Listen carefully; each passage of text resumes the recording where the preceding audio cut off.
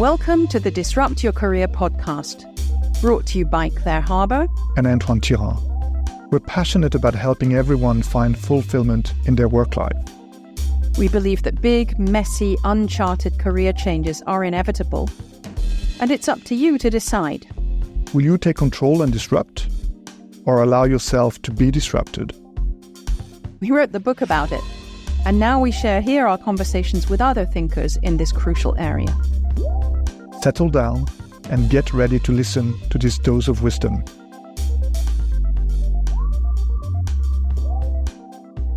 This time on the Disrupt Your Career podcast, I'm really delighted to be welcoming Joerg Staff. Joerg is non-executive member of the board of the German Association for Human Resource Management, of which there are 40,000 HR professionals. He's a speaker, an author, a supervisory board member, and an executive advisor. He was at least executive board member and CHRO and has a history of more than 20 years working with CEOs and executive boards for global market leaders in IT, logistics, and automotive industries, as well as the finance sector. Joerg has published over 50 articles in top-tier journals, magazines, and books, guested in podcasts, and is holding keynotes in conferences with over 50,000 readers who have enjoyed his blog in the German language Human Resources Manager magazine. Joerg, welcome. Thank you so much for joining me. Thank you for having me. Wonderful. Let's start, as we always do, with your career journey. You've been through several pivots and challenges in your career, working first of all in sales and then training in venerable German institutions such as Daimler and Deutsche Post DHL. You also combined a CHRO role at SAP with one as Chief Operating Officer, which is pretty amazing. In later years, you've become a prolific board member and author. You've blogged, you've written articles, you've done all kinds of things around people issues. Tell us something about how this whole career has unfolded. And tell us about the roles that design and serendipity have played, as well as something about your peak moments of pride and the challenges. Believe it or not, my personal career has always followed a conscious planning, personal vision board, and consideration of decisions. I come from a middle-class family, so my parents have always supported me in my personal development. We weren't poor, but we weren't rich either. Already in my, I would say, early 20s, around 19, 20, I had the desire to become financially independent in future. So that already grows in me very, very early. And I also wanted to be at that point of time already self-determined, and I wanted to have a kind of impact in the world. So that was my first thinking about my career. At that time, I didn't really know exactly how it could work and what would be the right path, but I knew that time that I need to work very hard on it. And that's why I started already in these years, in the early 20s, to work parallel to my school and to my studies. I early tried things to get some money, different things, different jobs. Suddenly it was very clear to me that I wanted to work in a kind of business. So I decided to study business economics, business administration, and that was more or less the foundation for my path. I think my first highlight was during my studying, because I was able, due to my additional works and jobs, to pay my own first Golf convertible from my own money during my study. So that was my first success. And that was, I would say, at that point of time, at that phase of my life, very materialistic. So I looked for things I can buy, typical thing, car, good food, good vacations, and so on. There were certainly many important moments in my professional and personal life that determined my future or path or career. I think one was in my late 20s. I was given the opportunity to manage a company, a training and consulting company, where I started as a sales guy. So I applied to get the managing director job and to restructure this company and to grow it. And this was very successful. So it was the first time that I really lead an organization with about 100 employees. And that gave me the first time the feeling it would be great to lead a larger organization. So this grew in me during this 2 or 3 years I did this job. And with that job, because it was very successful at that time, it made me also visible to the Mercedes group, where I was part in a division. I worked in a division of the Mercedes group, and it made me the first time a little bit more visible to the top management there. So I got a chance to be accepted into a hypo program. And that was my first, I would say, great international management training I got. And during this 1.5 or 2 years, it was a very big education journey. And during that time, I got my first big global job in Mercedes Group, and got the role as a managing director for the global training and for all sales and service staff in the group globally. So I had the first locations in Singapore, in the US, in Dubai, and so on.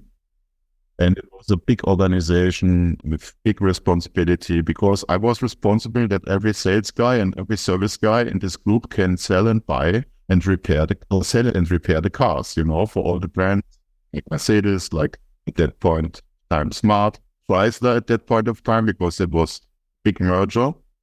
And this was also a very important moment for me, because during this education journey, not in the job, but in the education journey, we focused, I think, 1 week on one of the core values of the company, and that was the core value independent.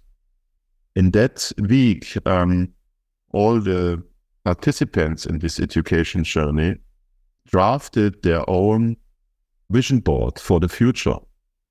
And so this was the first time that I had an idea about my future, about my personal life, a long-term vision. So we talked about how do we live when we are 60? How does professional and personal life looks like when I am 60? And with this picture was then the foundation for my real career planning and tracking. I use this vision board still today. It's adjusted over the time for sure, but it helped me over 20 years to find my way, to find my path in my career. If I would recommend something, then it is really to build a kind of vision board, a long-term view, personal and professional life. So that raises an interesting question. I was talking about this with a fellow leadership and talent friend yesterday. We were thinking, I'm totally with you. I use visioning all the time for myself, for my work, and so on. But I wonder if you're 25 today, does it have the same value? Obviously, it has the same value humanly, because we all deserve to dream and vision. But does it have the same value in terms of crafting a career? Given the way that generation changes job, given the way corporations are engaging with people, it raises a very interesting question. What do you think? Personal values change a little bit over time, right? So I mentioned that I was very materialistic in my 20s. I didn't really care about social things, about friends or my path. I was so focused on this business trip at that point of time. And so my vision board was interesting, because I had a vision to have a great independent life. And with a materialistic view, I said, okay, I want to have a house, I want to have a nice car, I want to have a second home in another country. So I built this materialistic thing.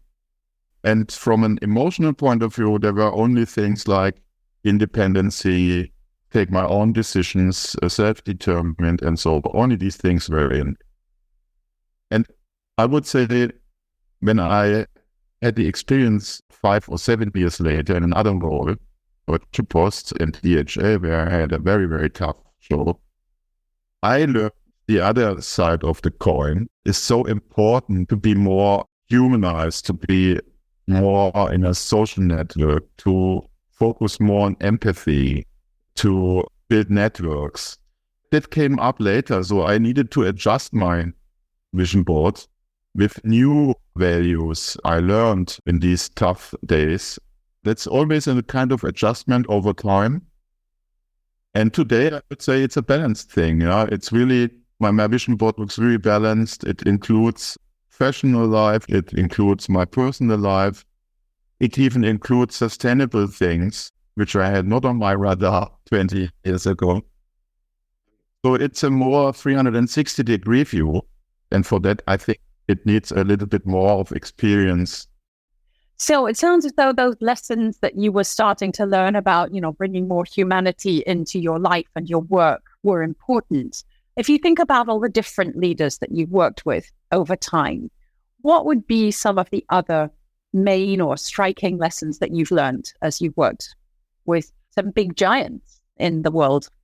I think there are 3-4 lessons I learned from them. So one is, as a leader, I think it's very important that you share a clear vision and that you also provide clarity to your organization, to your colleagues, to your staff, and also to the supervisory board and others, to your whole ecosystem. To be visionary, to provide clarity, I think it's very important. Within that, it's important to have a clear direction and to define goals, because this is essential for further success. So that's, I think, one piece. Another one is, I think it's important to have a kind of leadership presence and also emotional intelligence. I think this is vital for effective leadership.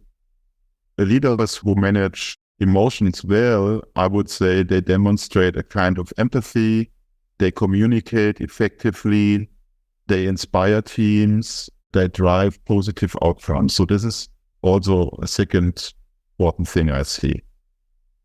Third one is, and I think that's now in these times very important, to remain calm in challenges. So that means to build a kind of resilience, even if everything is struggling around you and new challenges come up, and if it is geographically, political or whatever, it's important to keep on track and to focus always on the big picture and always to be open for adapting things, also to try to create small wins in this journey, because bigger things are at that point of time often are not possible. So you need small steps, iterative steps to move forward and to motivate your teams. That's very important in these times, and to give them a kind of safety and lead by example in these challenging times.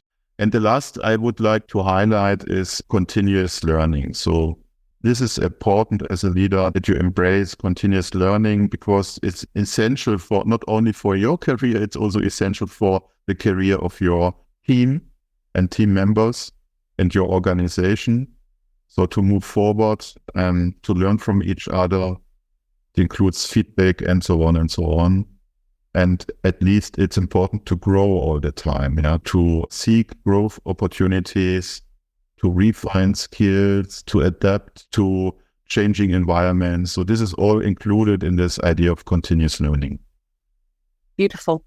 And it brings us on to my next question. Perfect. Because what I want to talk about now is this adaptation that you made when you made the transition from being a corporate employee, which you'd done for many years, to that of being a consultant. It's a massive disruptive change, which is what we're all about in this podcast, but it's also a challenge. How did you live it? How did you experience it? If you are used to work in a corporate environment for such a long time, where you have your own staff who is helping you in everything, every issue you have, and it starts with your own notebook, if you have an issue with your notebook, you have now to take care on your own, and there's nobody you can say, hey, you can't shout at your notebook. And in fact, I would say I'm currently in my biggest personal transformation to date. It is absolutely different not to be part of a social environment anymore, because for sure you have friends, you have partners, but to work in a network is different as to work in an organization, a corporate organization. The people are not immediately available if you call them or so. my biggest challenge is also to find a new kind of rhythm in my life. As a corporate guy, you have more or less a clear plan for the whole week. Yeah? Typically a calendar full of dates. You start in the morning, you look in your inbox, it's full, it's overcrowded with emails, and then the first meeting starts until the night. So as a consultant, it's different. And the biggest challenge is every day is different. So even if you try to make a routine of the coffee in the morning and look in your inbox, something comes in and can change the whole day or the next day. Well, this is really different. But the good thing is you are self-determined. You decide, or I decide now what I want to do. I'm not in a kind of stakeholder ecosystem where you are not really independent. Even if you have a big, or you are not independent, you are dependent on many, many partners. And now I can really make my own day. I can plan my own day. So this is very positive. And I have a clear mantra. I want to share my life now, half professional life and half personal life.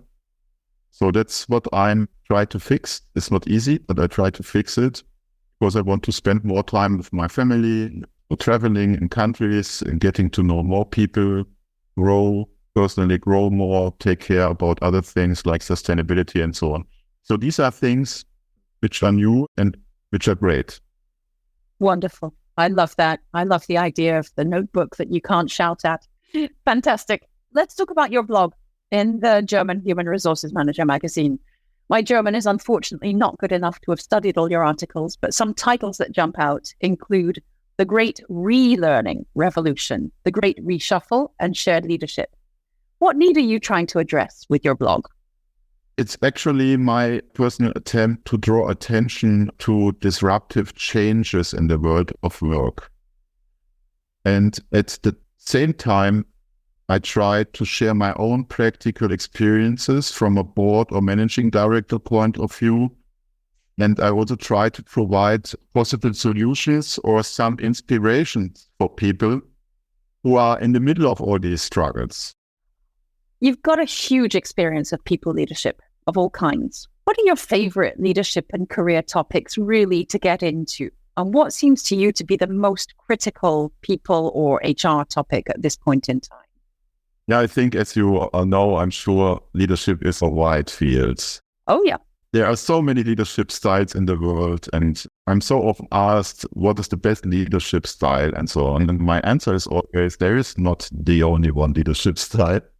You can learn from 10, 20 different leadership styles and take these things you think are now important for you or in this situation better than in other situations. Two leadership topics I really would like to highlight, and that's, I would say, part of my personal life. First is a human-centric leadership. Put people first, that drives me. Treating individuals as humans in a company, that drives me. Acknowledge their struggles, their contributions, their personal needs. I think that's one thing which is very important to me, and be also authentic in this kind of setting or culture, and promote collaboration, promote innovation, include empathy, build trust in the organization, do everything to build trust. And also with that, provide safety as a base for adapting to change. This is one thing. The other leadership style or favorite leadership I am focusing on is ambidextrous leadership. Ambidextrous, that means that involves to lead simultaneously explorative and exploitative activities within the organization. So the two-hand leadership, I would say, that on one hand, you need to be able to explore new opportunities, new things, and search also new things, take risks, make experiments, build innovations. And on the other hand, in parallel, that's important, in parallel, exploitation and focus on refinement, on efficiency, on implementation, on execution, and all this kind of stuff. And this is very challenging to do two things in parallel, even for men. So women are used to it, I would say, but men, You're deeply challenged in this respect, yes.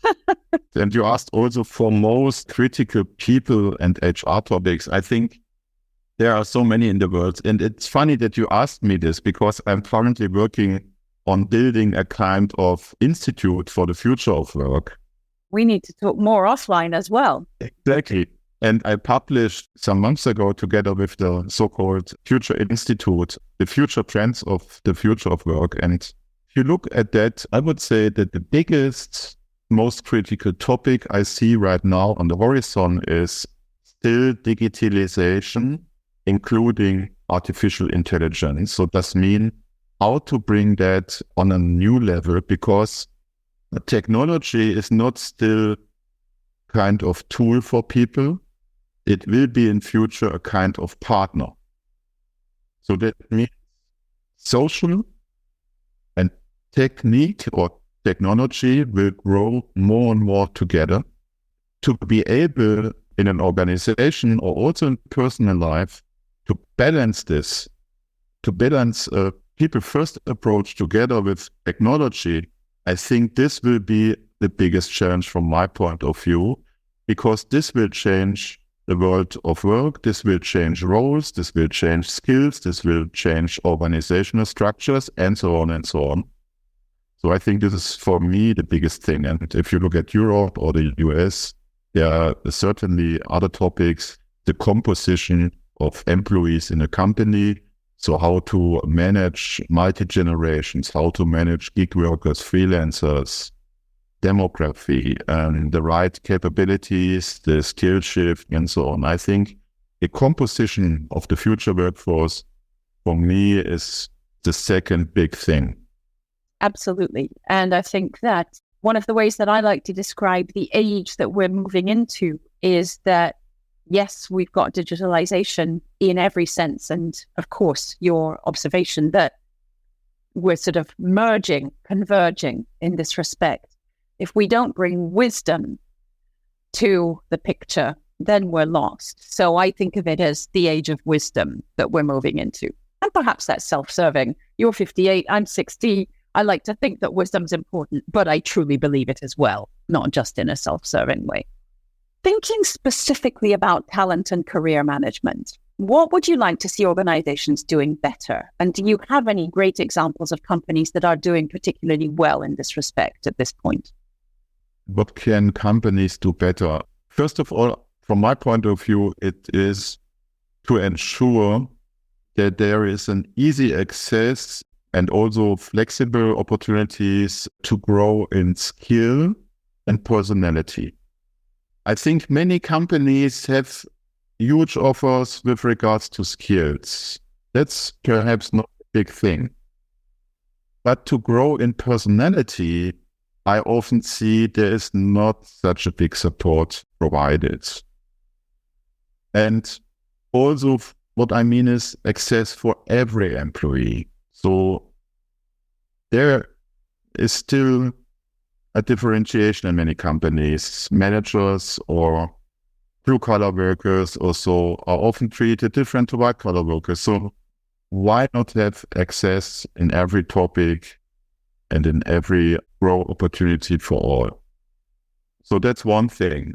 The second is to have a kind of a career framework in place which opens the door for at least minimum 3 paths is also very important. That means for the classical managerial career path, as well as for project or program manager careers, as well as for experts careers.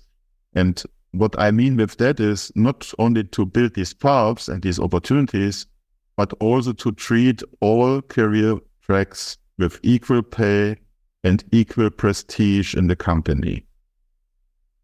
Today, what I see is that still the managerial career is the most important one in the company. And there are only some examples who say, okay, we have so great experts. They should have the same prestige. They should have the same stick in decision-making than the managerial guys do. And if you look at the career paths, I analyzed this for Germany some years ago, 2-3 years ago. you see that you can come with the managerial career path, you can come up to the CEO, so no problem. You can climb the ladder. But if you go the path for an expert or if you go the path for a project manager, it will stop in the middle of the managerial career ladder. It will stop in the middle. It does not go up to a board member. Why not have expert as a board member, for example? These are the things I see. And the third one is perhaps what I just mentioned is to help employees to enter the age of this techno-social working world in future. Humans and technology will merge, and technology is not just a tool, it will become a partner. Beautiful. What advice would you want to give to your 18-year-old self if you could go back to him? I would tell him or her, be open for new ideas, for new opportunities. Try to learn every day. So make this to a DNA of yourself, learning all the time. Try things and also learn from errors. Follow your heart, not only your rational and your emotions. Find what makes you tick, I would say. Find out what is important for you at that stage of life. Yeah, networking, I think, is also a good thing. Yeah, build a kind of network around you personally as well as professionally. Absolutely crucial. So one final question. You've mentioned this Institute for the Future of Work. Is that going to be a German language thing that will only be interesting to German speakers, or is it a global thing that we're all going to be able to look out for and partake of? Tell us a little bit more about this plan. Currently, for this year and also for the past years, I think it's a more German language thing. So it's focused on DACH, Germany, Switzerland, and Austria, but plan to expand it next year. So for the European market, at least, so that we build a kind of Future of Work Institute for Europe, and also in English, because the content and also the results of these researches are globally. So this is, it's only in German language right now, but they are globally researched. It's nothing German specific from a content point of view, only German language right now. So we will translate that. It's easy to translate it, and we will provide it in Europe or even globally. Great. We'll look forward to hearing the news when that becomes the case. And obviously our German-speaking audience will be able to look out for it much sooner. Joerg, it's been an absolute pleasure. We've had a rich and varied conversation. It's been very enjoyable indeed. Thank you so much. I thank you for this invitation, Claire. Thank you very much. We hope you enjoyed hearing from this month's guest as much as we did. Do go and check out our work on disrupt-your-career.com and come back soon. Thank you.